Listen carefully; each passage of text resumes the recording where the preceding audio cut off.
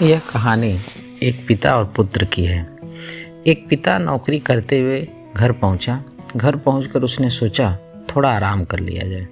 उसने अपने बेटे को बुलाया और कहा कि बेटा मुझे एक गिलास पानी पिला दो। बेटा पानी ले आया। बेटे के दिमाग में कुछ चल रहा था क्योंकि बेटे को पैसे की ज़रूरत थी। थोड़ी देर रिलैक्स होने के बाद उसके बेटे ने अपने पापा से कहा कि पापा क्या मैं आपसे एक बात पूछ सकता हूँ। उसने पापा से कहा। उसके पापा ने कहा बिल्कुल तुम पूछ सकते हो। बेटे ने पूछा पापा आप 1 घंटे में कितना कमा लेते हैं। पापा ने कहा कि मैं 1 घंटे में 100 रुपये कमा लेता हूँ। बेटे ने कहा कि पापा मुझे 50 रुपये की ज़रूरत है। बाप इतना सुन के भड़क गया और उसने कहा कि तुम्हारी हिम्मत कैसे हुई मुझसे पैसे मांगने की। मैं इतनी मेहनत करके पैसे कमाता हूँ और तुम मुझसे पैसे मांग रहे हो। जब तुम पैसे कमाओगे तो तुम्हें समझ में आएगा कि पैसा मांगना कितना आसान है और कमाना कितना मुश्किल है।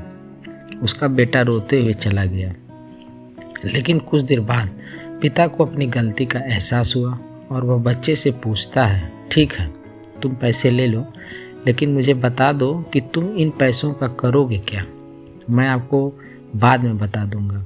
उसका पिता उसको 50 रुपये देता है तो वह अपना छोटा सा मिनी बैंक तोड़ता है और उसमें से 50 रुपये निकालता है, सिक्कों को गिनता है। यह सब देखते हुए एक बार बाप फिर झल्ला जाता है। उसका पिता यह सब देखते हुए उसके बेटे को एक जोरदार तमाचा लगा देता है और गुस्सा करता है तुम्हारे पास पैसे थे, तुमने मुझसे पैसे क्यों मांगे।